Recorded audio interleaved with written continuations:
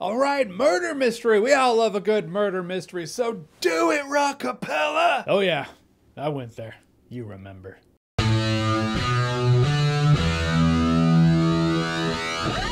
So Death on the Nile is the follow-up to Murder on the Orient Express, once again directed by Kenneth Branagh, once again starring him, playing the world's greatest detective, Hercule Poirot. Did I say that right? Sorry, comment section, that's gonna have to be close enough for me. Point is, party boat on the Nile full of a lot of people that very well could have done it. It being foul play, a murder takes place. Now we have ourselves a murder mystery. And what I liked about this movie, Kenneth Branagh, he's just so good as that character. I just find the character really fascinating. I like characters like him, characters that are so good at their job that they're like, I'm the greatest detective in the world. It's like, you are.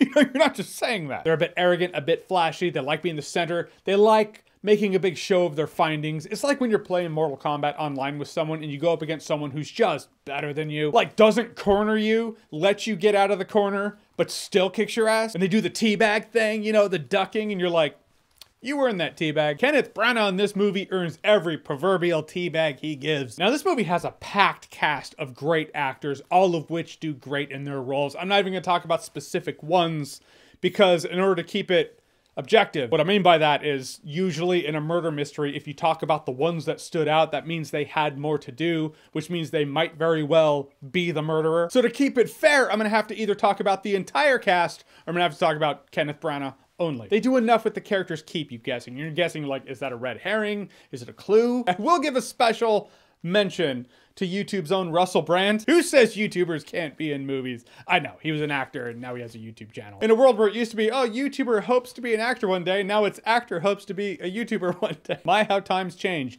But I'm glad that I'm doing basically the end game of actors.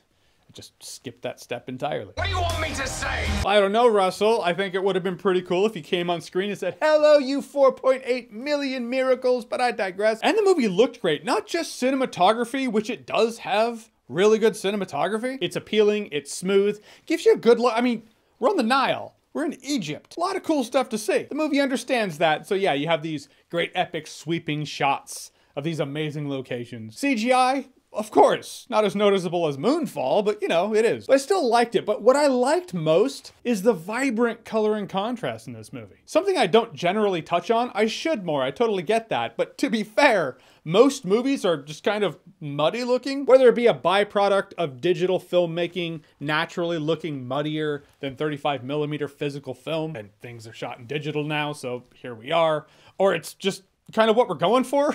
Like if in the year 2040, they're going to look back and be like, oh yeah, the 2010s, when movies just kind of had muddy colors, because that's what they were going for. Probably a mix of both. Point is, when a movie has colors that pop these days, it really stands out to me. I appreciate it. I just find it appealing. Now, what this movie has to overcome is a thing that a lot of murder mysteries have to overcome. And that is, hey, is it a movie you watch once and then when you know, you know?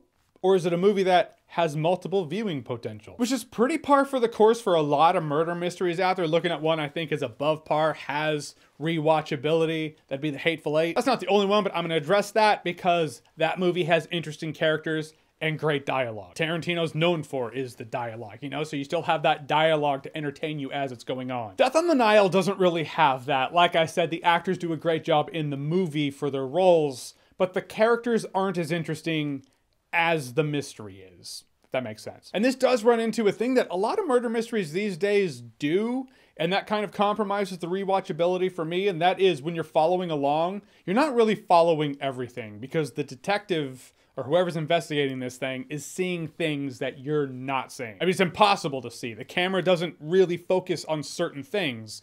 They'll just say like, oh, by the way, I saw this in the bedroom. You're like, I don't think I had the opportunity to see that in the bedroom. So the investigator and the audience are on really two different realities going through this whole situation. I like murder mysteries that take the audience along and it is possible for the audience to see everything. Maybe I'm just spoiled on murder mystery games because games are more like that. It's kind of hard for a movie to do that. I get it. I thought Death on the Nile did a better job at that than Murder on the Orient Express. In fact, I thought this movie had better payoff than Murder on the Orient Express. That is to say, I enjoyed this movie more than Murder on the Orient Express. It's a great looking movie in an interesting location with enough characters to keep you guessing. I don't see a lot of rewatchability potential for me. This is a one watch and then it's done and then you know, and then you'll move on to other movies. But as you're watching it, I think you'll have a good time. No alcohol required. Best part about this movie, it's an epic origin story for an epic mustache. That was unexpected.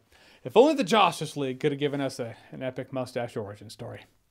We'll never know. All right, so Death on the Nile. Have you seen it? What did you think about it? Whatever you thought, comment below, let me know. And as always, if you like what you've seen here and you want to see more, click right here to see more.